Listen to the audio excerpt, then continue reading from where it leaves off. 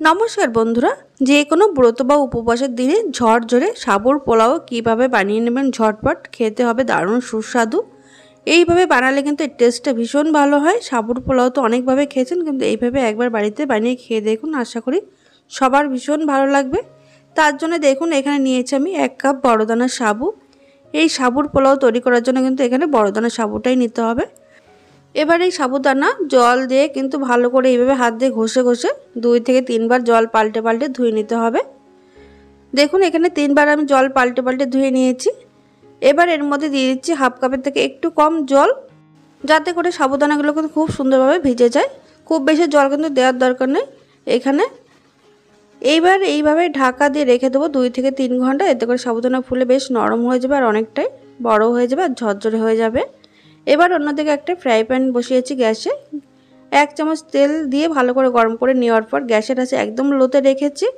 এই সময় দিয়ে দিচ্ছি আমি হাফ কাপ কাঁচা বাদাম। লো আছে কাঁচা বাদামগুলো কিন্তু ভেজে নিতে হবে।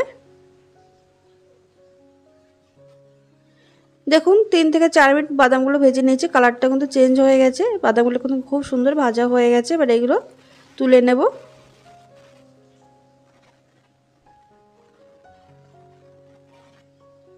অন্যদিকে আমি 3 ঘন্টা পর ফিরে আসলাম। এদিকে দেখুন সাবুদানাগুলো কিন্তু একদম ঝরঝরে হয়েছে আর ফুলে কিন্তু অনেকটাই বড় হয়ে গেছে। দেখুন সাবুদানাগুলো ঠিক এরকমভাবে ভিজিয়ে নিতে হবে। দেখুন একটু চাপ দিলে কিন্তু একদম নরম বা গলে যাচ্ছে, ঠিক এরকমভাবে ভিজলে সবথেকে সাবুর পোলাওটা ভালো হয়। এদিকে বাদামগুলো কিন্তু ঠান্ডা হয়ে গেছে। এবার এগুলো আমি হাত দিয়ে এরকম ঘষে ঘষে খোসাটা ছাড়িয়ে নিচ্ছি।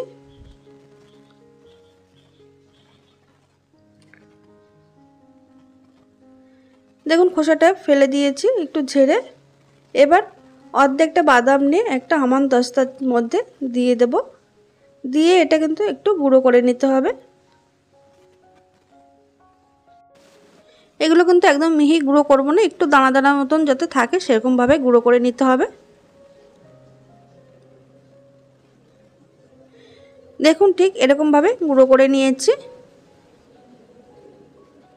আর এদিকে দেখুন আগের থেকে একটা মিডিয়াম সাইজের আলু আমি সিদ্ধ করে রেখেছিলাম। আলুটাকে এইভাবে একটু কেটে নিতে হবে ছোট ছোট পিস করে। একদম কম সময়ের মধ্যে কিন্তু এটা তৈরি হয়ে যায়, আলু যদি আগের থেকে সিদ্ধ করে রাখা হয় আর সাবুদানাটা যদি ভেজানো থাকে, ঝটপট তৈরি হয়ে যায়। এবার দেখুন ফ্রাই প্যানে আমি 1 চামচ ঘি দিয়ে দিলাম ওই তেলের মধ্যে। আপনারা চাইলে সম্পূর্ণ সাদা তেলে করতে পারেন, তবে ঘি দিলে এর টেস্টটা কিন্তু দারুণ হয়। গ্যাসের আঁচ একদম লোতে রেখে কিন্তু দিয়েছি হাফ চামচ গোটা জিরে আর দিয়ে দিলাম 2টো কাঁচা লঙ্কা কুচি। এবার দিয়ে দিচ্ছি গ্রেট করা আদা 1 চামচ। গ্যাসের আঁচ লোতে রেখে এবার এই মশলাগুলো 10 থেকে 15 সেকেন্ড একটু নাড়াচাড়া করে নিতে হবে। এই সাবুর পোলাওয়ে কিন্তু এই মশলাটা কিন্তু দারুণ লাগে খেতে, ফ্লেভারটা ভীষণ ভালো হয়। দেখুন 10 থেকে 15 সেকেন্ড একটু নাড়াচাড়া করে নেওয়ার পর এর মধ্যে দিয়ে দিচ্ছি ফ্রেশ কারি পাতা। কারি পাতা দিয়ে হালকা একটু নাড়াচাড়া করে নেওয়ার পর কেটে রাখা আলুগুলো দিয়ে দেবো এর মধ্যে। দিয়ে কিছুক্ষণ নাড়াচাড়া করে নেওয়ার পর এবার এর মধ্যে দিয়ে দিচ্ছি আমি সামান্য গোলমরিচ গুঁড়ো। তারপরে দিয়ে দিচ্ছি ভেজে গুঁড়ো করা সেই চীনা বাদাম 2 চামচ। এবার 2 থেকে 3 মিনিট কিন্তু একদম লো আছে আলুগুলো মশলার সঙ্গে ভেজে নিতে হবে, এতে করে আলুগুলো কিন্তু খেতে ভীষণ ভালো লাগবে। 2 মিনিট ভেজে নেওয়ার পর এর মধ্যে দিয়ে দিচ্ছি ভেজানো সাবুদানা। সাবুদানা দেওয়ার পর গ্যাসের আঁচ কিন্তু আমি মিডিয়ামে রেখেছি। মিডিয়ামে রেখে কিন্তু খুব ভালো করে মিশিয়ে নেব।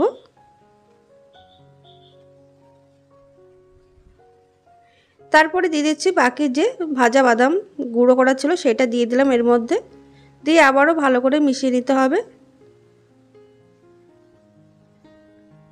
এবার এর মধ্যে দিচ্ছি সন্দব লবণ বা রক সল্ট, যেহেতু এটা ব্রত বা উপবাসের জন্য তৈরি তার জন্য রক সল্টটা দিয়ে দিতে হবে।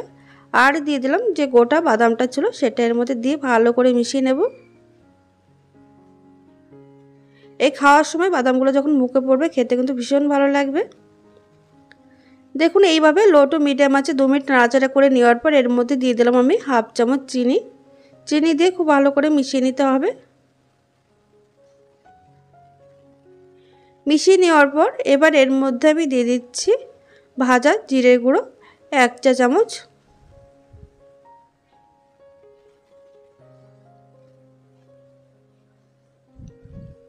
ভাজা জিরে গুঁড়ো দিয়ে আবারও ভালো করে মিশিয়ে নিতে হবে। মিশিয়ে নেওয়ার পর এবার এর মধ্যে দিয়ে দেবো আমি পাতিলেবুর রস। এর মধ্যে পাতিলেবুর রস দিলে কিন্তু টেস্টটা ভীষণ ভালো হবে, একটু টক ঝাল মিষ্টি ফ্লেভারটা আসবে। লেবুর রসটা দিয়ে কিন্তু গ্যাসটা অফ করে দিয়ে এটা 15 থেকে 20 সেকেন্ড একটু নাড়াচাড়া করে নেব। দেখুন একদম রেডি হয়ে গেছে সাবুর পোলাও। আপনারা যে কোনো ব্রত বা উপবাসের দিনে ঝটপট বানিয়ে নিতে পারবেন। আশা করি ভীষণ ভালো লেগেছে রেসিপিটি। আর রেসিপিটি ভালো লেগে থাকলে অবশ্যই লাইক কমেন্ট শেয়ার করে পাশে থাকবেন আর প্রচুর শেয়ার করে দেবেন। ধন্যবাদ।